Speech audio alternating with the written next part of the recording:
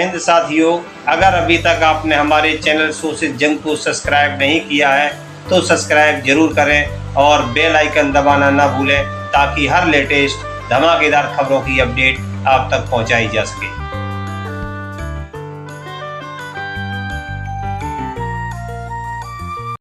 आज की बड़ी खबर, जननायक कर्पूरी ठाकुर को भारत रत्न सम्मान। देश के प्रधानमंत्री नरेंद्र मोदी का ऐलान। करोड़ों दलित शोषित पिछड़ों के चेहरों पर आई मुस्कान। काफी समय से उठ रही थी जननायक कर्पूरी ठाकुर को भारत रत्न देने की मांग। कर्पूरी ठाकुर के जन्म शताब्दी के 100वीं वर्षगांठ की पूर्व संध्या पर पीएम मोदी का बड़ा ऐलान। जननायक कर्पूरी ठाकुर को मिला भारत रत्न सम्मान। जननायक कर्पूरी ठाकुर की 100वीं जयंती पर उनकी स्मृति में दिल्ली के विज्ञान भवन में किया गया कार्यक्रम का आयोजन।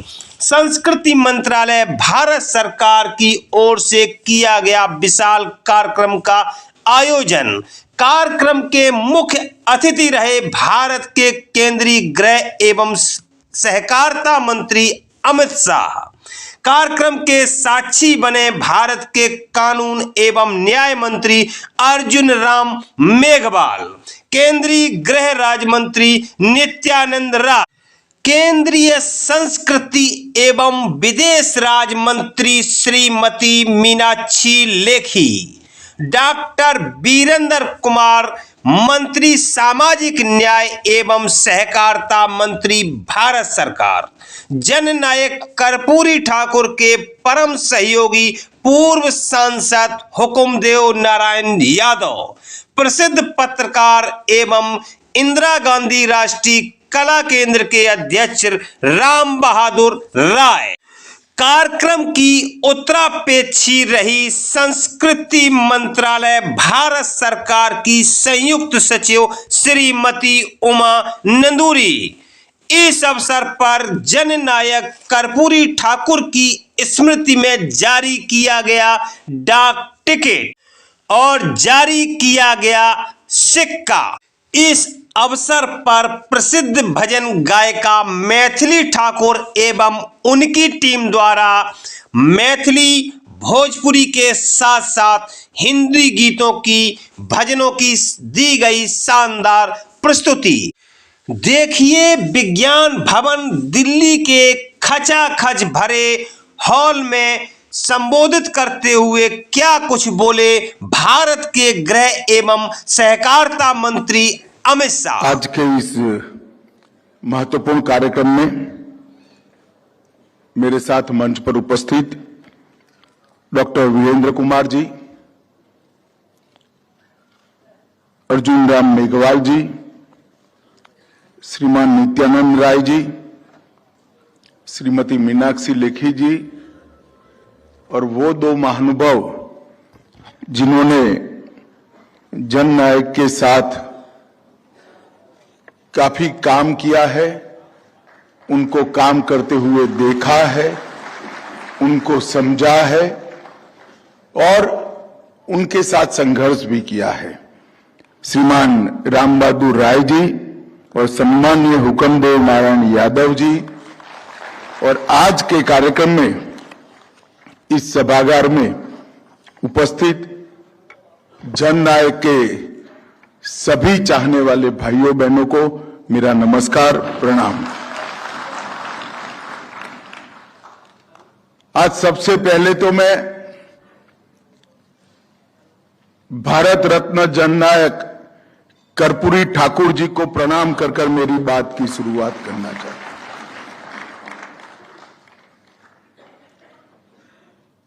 कर्पूरी ठाकुर जी अपने स्वभाव से, अपने कर्म से, अपनी सिद्धांत प्रियता से, अपनी सादगी से, अपनी सरलता से गरीब वंचितों के प्रति अपनी संवेदना से जननायक तो बने थे, मगर जननायक को भारत रत्न कर्पूरी ठाकुर बनने में बहुत लंबा समय चला गया।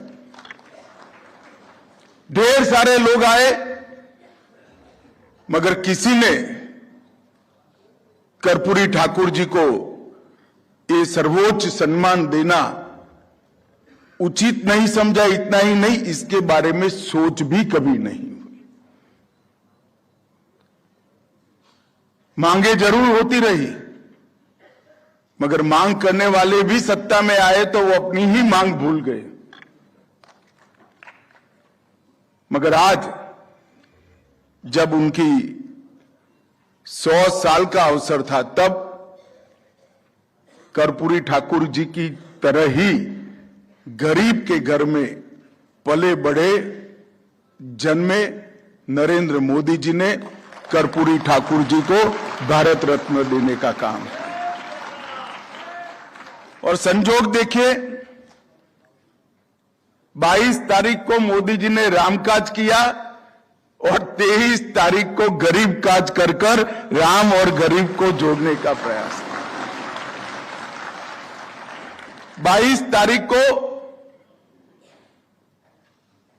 500 साल से प्रतीक्षित सभी राम भक्तों का एक स्वप्न कि रामलल्ला टेंट से निकलकर भव्य मंदिर में विराजे, उसको पूरा किया। और 23 तारीख को हजारों, लाखों, करोड़ों गरीबों, वंचित, पिछड़े, दलित, आदिवासी, इनके मन की वर्षों की तमन्ना कि जिन्होंने पहली बार सामाजिक न्याय को मूर्त रूप देने का काम किया, वो जननायक को भारत रत्न मिले। 23 तारीख को मोदी जी ने उसको भी समाप्त। मैं आज निश्चित रूप से ये कहना चाहता हूं कि मोदी जी ने न केवल जननायक कर्पूरी ठाकुर जी को सम्मानित किया है, मोदी जी ने इस देश के 70 करोड़ गरीबों को सम्मानित करने का काम किया है। मोदी जी ने सबको न्याय, सबको समान अधिकार, हमारे संविधान के मूल मंत्र को सम्मानित करने का काम कर्पूरी ठाकुर जी को भारत रत्न देकर किया है। और नरेंद्र मोदी जी ने आज देश के करोड़ों गरीब युवाओं के मन में, अगर हमें जोम है, संघर्ष करने की धगस है, हम पढ़ाई लिखाई कर आगे आना चाहते हैं, सिद्धांतों के आधार पर जीवन जीकर अपना जीवन व्यतीत करना चाहते हैं, तो हम भी कुछ भी बन सकते हैं, भारत रत्न भी प्राप्त कर सकते हैं। वो आशा को जीवित करने का काम है। एक प्रकार से कर्पूरी ठाकुर जी का सम्मान सादगी, प्रामाणिकता, बरोबरी के सिद्धांत, सात्विकता, नीतिमत्ता और आत्मसम्मान के साथ आज भी राजनीति में संघर्ष कर रहे हैं करोड़ों युवाओं का सम्मान मोदी जी ने प्रतीकात्मक रूप से किया है। इसलिए मैं मोदी जी को हृदय से बहुत बहुत धन्यवाद और साधुवाद देना चाहता हूं। एक निष्काम कर्मयोगी के माध्यम से बहुत शब्दों में अपनी बात साहित्यिक भाषा में न रखकर अपने काम से ही जीवन के उच्चतम मूल्यों को जिस व्यक्ति ने प्रस्तापित किया, समानता के सिद्धांत को संघर्ष कर अपने उदाहरण से ही प्रस्तापित किया, संवेदनशीलता को जब मौका आया तब गरीबों के प्रत्येक की संवेदना को बरोबर किस प्रकार से एडमिनिस्ट्रेशन के अंदर जमीन पर उतारा जा सकता है, इसके उदाहरण जमीन पर लाए और सिद्धांतनिष्ठ जीवन जीते जीते कितना भी लंबा समय सत्ता के बाहर रहना पड़े तो भी सिद्धांत नहीं छोड़ना, ऐसे कई सिद्धांतों को कर्पूरी ठाकुर जी ने जमीन पर उतारा। एक मानो में आज का दिन बहुत भारत के इतिहास में बहुत महत्वपूर्ण है। आज कर्पूरी ठाकुर जी की जन्म जयंती है। आज के ही दिन 1950 में जन गण मन को हमारी संविधान सभा ने स्वीकार किया। आज के ही दिन बिहार के ही भारत रत्न राजेंद्र बाबू को संविधान सभा का अध्यक्ष चुना गया और पहला राष्ट्रपति चुना गया। और आज के ही दिन डॉक्टर होमी भाभा और पंडित भीमसेन जोशी के साथ जुड़ा हुआ दिन है। मित्रों, उसी दिन आज एक देश में नई राजनीति का सूत्रपात हो रहा है। लोहिया जी ने, गांधी जी ने इस सिद्धांत को, बरोबरी के सिद्धांत को, समानता के सिद्धांत को, सामाजिक न्याय के सिद्धांत को और इसके साथ साथ सादगी और सिद्धांत की राजनीति को रेखांकित तो किया था। नरेंद्र मोदी जी ने अपने जीवन में जब मौका मिला तो उसको जमीन पर उतारा और आज कर्पूरी ठाकुर को भारत रत्न देकर मोदी जी ने इसको सम्मानित करने का काम। और मैं मान रहा हूं कि मोदी जी के इस निर्णय से इस देश में जो लोग सिद्धांतों की राजनीति करते हैं, जो लोग चतुराई नहीं चरित्र की राजनीति करते हैं, जो लोग अति पिछड़े का, वंचितों का, दलितों का, आदिवासियों का कल्याण के लिए काम करते हैं, इस सभी लोगों के संबल को बढ़ाने का काम नरेंद्र मोदी जी ने किया है। कर्पूरी ठाकुर जी के जीवन में 1924 से लेकर अंतिम सांस तक हर पल उनके जीवन का हर क्षण गरीबों और पिछड़ों के कल्याण में लगा रहा। और मैं ऐसा मानता हूं कि ऐसा विचार कोई संपन्न परिवार में जन्मे हुए सज्जन व्यक्ति को आए तो मैं समझ सकता हूं, मगर उस जमाने में 1924 में, आज 100 साल पहले की हम भारत की कल्पना करते हैं, जाति व्यवस्था की कल्पना करते हैं, बिहार के ग्रामीण जीवन की कल्पना करते हैं, वो परिवेश में एक नाई के घर में जन्मे हुए बच्चे को ये विचार आना और पूरा जीवन इसके आधार पर जीना कितना बड़ा, अपने सिद्धांतों पर कितना बड़ा आत्मविश्वास होगा, कितना बड़ा विश्वास होगा, तब इतनी लंबी लड़ाई कोई नाई गरीब परिवार में से निकला हुआ व्यक्ति कर सकता है। हुकमदेव बाबू बहुत कुशल वक्ता है। उन्होंने बहुत अच्छे तरीके से अपनी भाषा में पूरे देश के गरीबों को संदेश दिया है कि कर्पूरी ठाकुर का सम्मान इसलिए हुआ है, एक गरीब के बेटे का सम्मान इसलिए हुआ है कि अनेक सालों के बाद फिर से एक बार गरीब चाय वाले का बेटा देश का प्रधानमंत्री बनकर गया। और जब ये बात मोदी जी के 10 साल को देखते हैं तो हमें मालूम होती है कि उन्होंने न केवल कर्पूरी ठाकुर जी को भारत रत्न देकर सम्मान किया है, न केवल डाक का टिकट और एक सिक्का जारी किया है, इन्होंने उनके सिद्धांतों को चरितार्थ करने का भी काम किया है। ये 10 साल के अंदर 23 करोड़ भारतीय गरीबी रेखा के बाहर आ चुके, 4 करोड़ से अधिक घर बगैर के लोगों को घर मिला है, 3 करोड़ से अधिक जिनके घर में अंधेरा था, ऐसे लोगों को बिजली देने का काम किया है और 10 करोड़ लोगों के घर में से धुएं वाला चूल्हा निकालकर गैस का सिलेंडर देने का काम किया है। 14 करोड़ लोगों के घर में आजादी के 75 साल के बाद भी पीने का पानी नल से नहीं आता था, उनके घर में जल से नल पहुंचाने का काम किया है। 80 करोड़ गरीबों को हर महीने 5 किलो अनाज फ्री ऑफ कॉस्ट उसको देने का काम नरेंद्र मोदी जी ने किया है।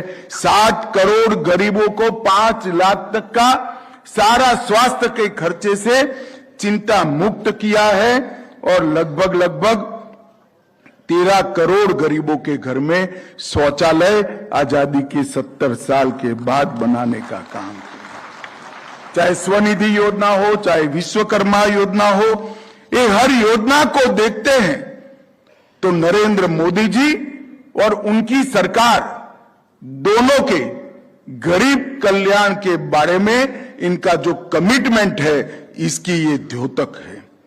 मित्रों, कर्पूरी ठाकुर मैंने जैसे कहा बहुत गरीब घर में जन्मे, परंतु मन के एक बहुत मजबूत व्यक्ति थे। इनके व्यक्तित्व को हम जैसे लोगों को तो ना देखने का मौका मिला है, ना साथ में काम करने का मौका मिला है, मगर कई वरिष्ठ लोगों से बात होती है, कुछ साहित्य भी उपलब्ध है। उनके जीवन को ध्यान से समझे तो गांधी जी की सादगी और सहजता आपको बहुत सरलता से इनके जीवन में दिखाई पड़ेगी। आंबेडकर जी का अति पिछड़े, गरीब, दलित, आदिवासी के लिए जो लगाव था वो भी आप देख पाओगे, और लोहिया जी का सामाजिक न्याय के सूत्र को चरितार्थ करना भी उन्हीं के जीवन में से मिल पाएगा। ये तीनों महापुरुषों के जीवन के अच्छे गुण जिस व्यक्ति में थे वो ही जननायक कर्पूरी ठाकुर थे। मैं थोड़ा उस वक्त के सामाजिक परिवेश का परिचय कराने के लिए एक घटना आपको बताना चाहता हूं कि जब उनको फर्स्ट डिवीजन में वो पास हुए मैट्रिक में, तो पिताजी जमींदार के पास ले गए और जमींदार ने बधाई तो दी, अच्छा हुआ पहले दर्जे से पास हो गए हो, चलो जरा तनिक हमारे पैर दबा दो। आज के जमाने में हम इसकी कल्पना भी नहीं कर सकते, और उस जमाने में से, उस परिवेश में से वो व्यक्ति 32 साल बाद अपने गुणों के आधार पर बिहार जैसे राज्य का मुख्यमंत्री बना। वो उनके गुणों को बताता है। और मैं मानता हूं कि संविधान की ये जो स्पिरिट थी, ये जो भाव था, चाहे आरक्षण का हो, चाहे आरक्षण के माध्यम से समानता लाने का हो, चाहे पिछड़ों के कल्याण का हो, ये सारे भाव को अभिव्यक्ति तभी मिली जब बिहार के मुख्यमंत्री श्रीमान कर्पूरी ठाकुर बने और लगा कि संविधान निर्माताओं ने जो सोचा है वो हो सकता है। अनेक जनप्रतिनिधियों के लिए, मेरे जैसे जनप्रतिनिधि के लिए भी जनता के बीच में रहना, सरलता से रहना, अप्रोचेबल रहना और जनता का विश्वास जीतना, इसका उदाहरण अगर किसी से लाना है तो जननायक से ही ले सकते हैं। वो एक ऐसे व्यक्ति थे, बहुत युवा अवस्था में एमएलए बने, 1992 में एमएलए बने, तब से अंतिम साथ तक वो कभी चुनाव नहीं हारे, वो हमेशा एमएलए बने रहे। इतने लोकप्रिय जननेता, अपने सिद्धांतों की राजनीति करते हुए, जैसे राम बहादुर राय जी ने कहा, गैर कांग्रेसवाद की राजनीति करते हुए अपने सिद्धांतों पर डटे रहना और जनता का हमेशा समर्थन प्राप्त करना साच अर्थ में बहुत कठिन होता है। बिहार जैसे राज्य में वहां पर भी इन्होंने कर दिखाया और कभी भी अपने सिद्धांतों का त्याग नहीं किया। आजादी के आंदोलन में भी जुड़े, जेलवास में भी गए और जेल के अंदर रहे तो भी जेल के सुधार के लिए उन्होंने बहुत बड़ा काम किया, कैदियों की स्थिति के लिए भी काम किया, और मेरे जैसे व्यक्ति के लिए तो उनके जीवन में से सबसे आकर्षण मेरे लिए कोई गुण का है, कोई काम का है, तो हिंदी को उन्होंने प्रस्तापित करने का काम किया। गांधी जी और लोहिया जी का सिद्धांत, ये देश अपनी भाषा में चलेगा तभी गुलामी की मानसिकता से बाहर आएगा। वो सिद्धांत को जननायक ने जमीन पर उतारने का काम किया। वो हिंदी के बहुत बड़े समर्थक थे और बिहार के शिक्षा मंत्री के रूप में मैट्रिक पाठ्यक्रम के लिए अंग्रेजी को अनिवार्य विषय से हटाकर उन्होंने हजारों लाखों गरीबों को, पिछड़ों को मैट्रिक पास करने का मौका दिया था। और तभी से बिहार के अंदर एडमिनिस्ट्रेशन की भाषा अपनी भाषा बनी। वो आग्रह भी उन्हीं का था, हिंदी को सभी सरकारी कामकाज के लिए उपयोग करना अनिवार्य बना दिया, और तभी से हिंदी को एक नया जीवन भी मिला, एक स्वीकृति भी मिली, और साम्राज्य वर्ग में भी हिंदी बोलकर भी कोई काम कर सकता है, इसकी स्वीकृति मिली। आज नरेंद्र मोदी जी ने उस बात को आगे बढ़ा है। आप हमारी नई शिक्षा नीति को ध्यान से देखेंगे, बारीकी से इसका अध्ययन करेंगे, तो इसमें हमारी मातृभाषाओं को, भारतीय भाषाओं को बड़ा महत्व दिया गया है, बल दिया गया है। और अब मेडिकल और टेक्निकल एजुकेशन भी भारतीय भाषाओं में शुरू कर एक नए युग की शुरुआत मोदी जी ने की है। मित्रों, 5 दशक पहले कर्पूरी जी ने जो निर्णय किया था हिंदी को बल देने का, मोदी जी ने हिंदी के साथ साथ देश की सभी स्थानीय भाषाओं को ताकत देकर अपनी भाषा में पढ़ी लिखी नई पीढ़ी को आगे बढ़ाने का काम किया है। और मैं ऐसा मानता हूं कि कर्पूरी ठाकुर जी ने कही हुई शुरुआत को आज मोदी जी ने बहुत अच्छे तरीके से नई शिक्षा नीति में स्थान देने का काम किया है। मित्रों, आज मैं पूरे देश में घूमता हूं तो मोदी जी ने महिलाओं का आरक्षण किया, बहुत देश में बुरी बुरी प्रशंसा होती है। मोदी जी ने आर्थिक वर्ग के गरीब बच्चों का आरक्षण किया, बहुत बुरी बुरी प्रशंसा होती है। और मोदी जी ने ओबीसी के कल्याण के लिए, पिछड़ों के कल्याण के ढेर सारे काम किए, इसकी भी बहुत बुरी बुरी प्रशंसा होती है। मगर 1978 में जब वो बिहार के अंदर उनको मौका मिला, मंडल कमीशन के 1 दशक पहले ओबीसी, महिला और पीछे गरीबी से पीड़ित सवर्ण वर्ग को भी आरक्षण देने की शुरुआत कर्पूरी ठाकुर जी ने की थी, और वहां से उन्होंने नींव डाली। मुझे मालूम नहीं है, शायद राम बहादुर जी और हुक्मदेव बाबू को मालूम होगा, परंतु बहुत कुछ सहन करना पड़ा होगा इस आदमी को इसके कारण। क्योंकि उस वक्त जिस प्रकार की मानसिकता कांग्रेस के शासन के अंदर देश भर में बनी थी, इसमें इतना क्रांतिकारी निर्णय करना एक बहुत बड़ा हौसला चाहिए, बहुत बड़ी हिम्मत चाहिए। शायद अपनी पार्टी में भी उनको बहुत विरोध सहन करना पड़ा होगा, परंतु उस वक्त जो नींव डाली थी, आज मोदी जी ने वो तीनों चीजों को समाप्त कर दिया। ओबीसी का सम्मान करने का भी काम किया, महिलाओं को 33% सदनों में आरक्षण देने का काम भी मोदी जी ने किया, और आर्थिक रूप से पिछड़े हुए आरक्षण रहित की जातियों को भी 10% आरक्षण देने का काम नरेंद्र मोदी जी ने। मित्रों, जो कल्पना उस वक्त लेकर जननायक और बाकी नेता चलते थे कि समाज के हर वर्ग को प्रतिनिधित्व मिलना चाहिए, कांग्रेस के शासन में, मैं आंकड़ों का अभ्यास करने वाला व्यक्ति हूं, मैं दावे से बता देता हूं, बताना चाहता हूं कि कभी यह संभव नहीं था।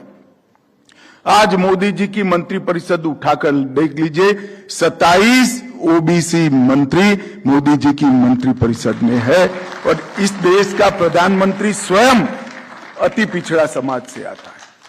ये बहुत बड़ा परिवर्तन देश के अंदर हुआ है। ओबीसी कमीशन को इतने सालों के बाद संवैधानिक मान्यता देने का काम नरेंद्र मोदी जी ने किया। ओबीसी की सूची को संशोधित करने का काम, उसका अधिकार राज्यों को देने का काम भी नरेंद्र मोदी जी ने किया। एमबीबीएस, एमडी, आईआईटी और नवोदय विद्यालय और केंद्रीय विद्यालय, सैनिक स्कूल, सभी भारत सरकार के शिक्षा संस्थानों के अंदर पहली बार ओबीसी को आरक्षण देने का काम नरेंद्र मोदी जी ने किया। पेट्रोल पंप और गैस के आवंटन, ओबीसी उद्योगपतियों के लिए वेंचर फंड का स्थापन और इसके साथ साथ प्रधानमंत्री young achiever scholarship award scheme, इसको भी नरेंद्र मोदी जी ने लागू किया। और जो शुरुआत उस वक्त हुई थी, उसको बड़े सम्मान के साथ समाज के अंदर कोई विखवाद करे बगैर आगे बढ़ाकर हमारे संविधान के सिद्धांत को मोदी जी ने जमीन पर उतारने का काम किया।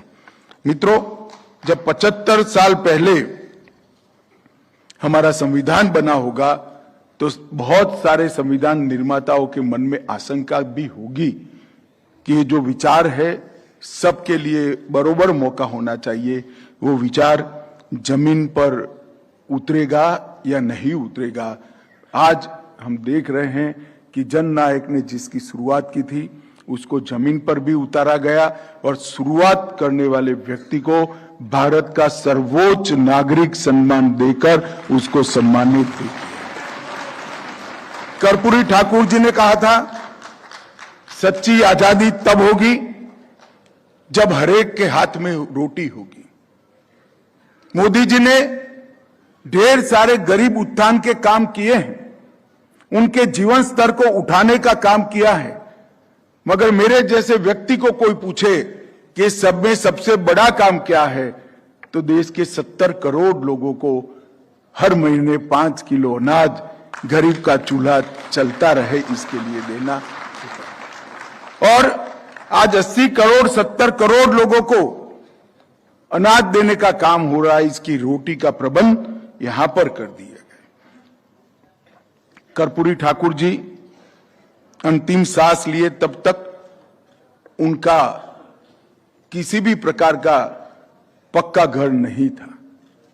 आज मोदी जी ने संकल्प लिया है कि 2027 तक इसके देश के हर गरीब को पक्का घर मिल जाए, इसका प्रबंध भारत सरकार करेगी। मित्रों, भ्रष्टाचार के ढेर सारे किस्से सुनते हैं,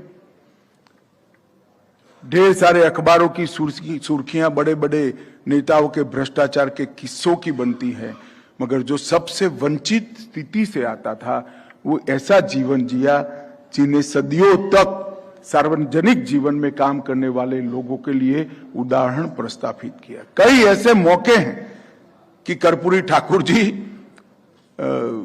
फटा हुआ कुर्ता पहनकर निकले। मुझे अभी राम बहादुर राय जी ने, मैं प्रदर्शनी देख रहा था, वहां एक फटे हुए कुर्ते का फोटो लगा है, तो मैंने पूछा राम बहादुर जी को कि किस्सा क्या है। तब उन्होंने कहा कि चंद्रशेखर जी ने कर्पूरी ठाकुर के लिए झोली फैलाकर कुर्ते का और कपड़ों का पैसा इकट्ठा किया था, क्योंकि उनके पास पैसा नहीं था। आप लोग सम्मान तो कर रहे हैं इसका, परंतु आगे सुनिए, उन्होंने वो पैसा भी नहीं लिया, इसको मुख्यमंत्री राहत कोष में गरीबों के लिए जाकर जमा करा दिया। एक बार पार्टी के लिए किसी ने 2.5 रुपया रास्ते चलते चंदे में दे दिया, उस वक्त रिसीट नहीं थी, तो बड़े विचलित थे जब तक कार्यालय पहुंचे कि इसका रिसीट जल्दी से उस व्यक्ति को भेजा जाए। पहुंचकर सबसे पहला काम रिसीट काटने का किया। राजनीति के अंदर नक सिख प्रामाणिकता किसको कहते हैं, इसका उदाहरण कर्पूरी ठाकुर जी ने हमारी नई पीढ़ी के लिए प्रस्तावित कर इनके जीवन के इस प्रकार के कई गुण अब उनको सर्वोच्च सम्मान मिलने से और जन्मशती के मौके को गौरवान्वित करने से लोगों के सामने आएंगे। मेरा विश्वास है कि मोदी जी ने जो निर्णय किया है, न केवल एक उचित व्यक्ति को सम्मान किया है, परंतु उनके जीवन की अच्छाइयों को राजनीति में काम कर रही नई पीढ़ी को पढ़ने का और अपना रास्ता तय करने का मौका नरेंद्र मोदी जी ने दिया है नई राजनीति की पीढ़ी को इसमें से सीखने का। और वैसे भी मेरा स्पष्ट मानना है कि बहुत ज्यादा करने के बाद सबसे कम जिन नेताओं को मिला है उसमें से एक कर्पूरी ठाकुर थे। आज भारत रत्न बनाकर मोदी जी ने इनका ये सम्मान किया।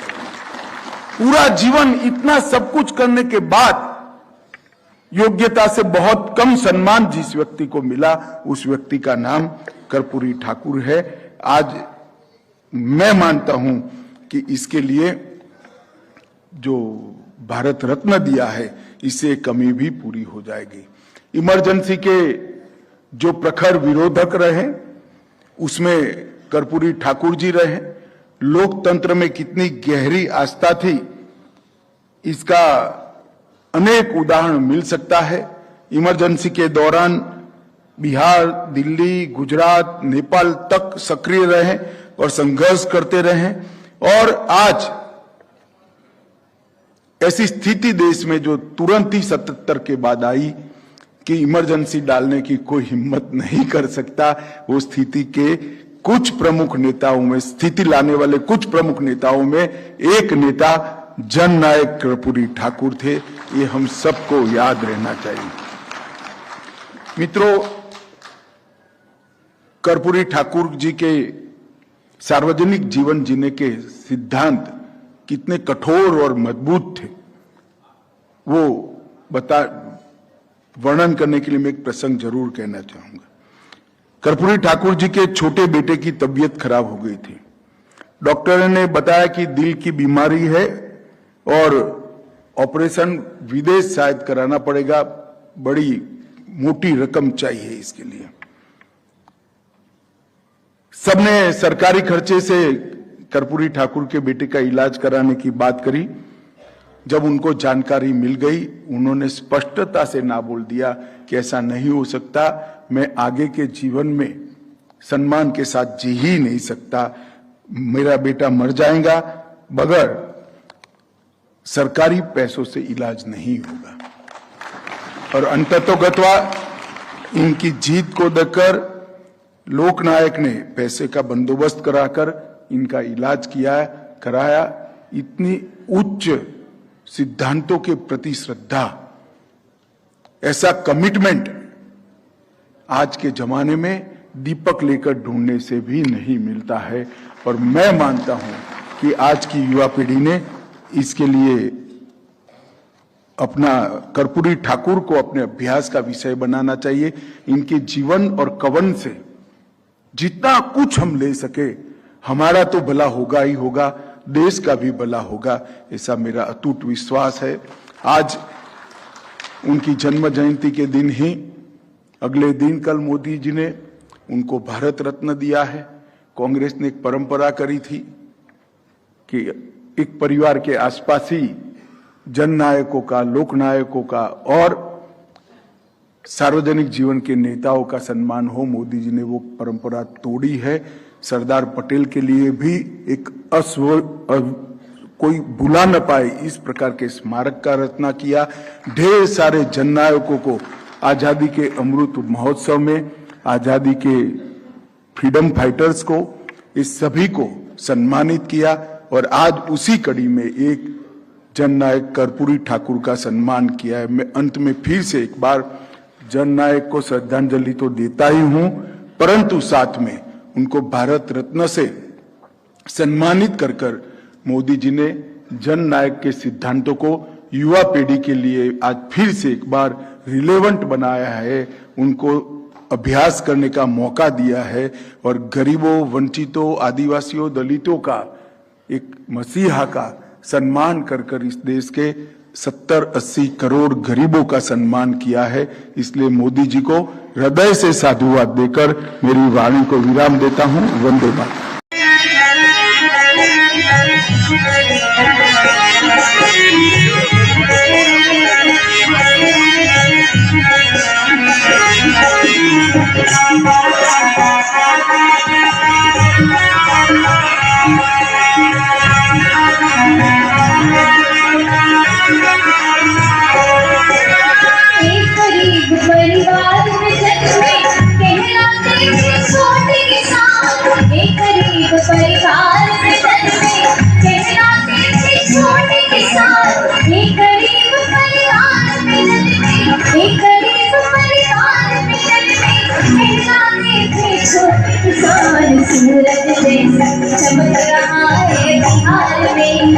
सूरज जैसे चमक रहा है बिहार में मेरा कर्पूरी ठाकुर जननायक, कर्पूरी ठाकुर जननायक, जीवन गाथा करूं बखान, जीवत जीवत रहे मसीहा सच्चे जन से जीवत जीवत को रहे मसीहा सच्चे जन से जीवत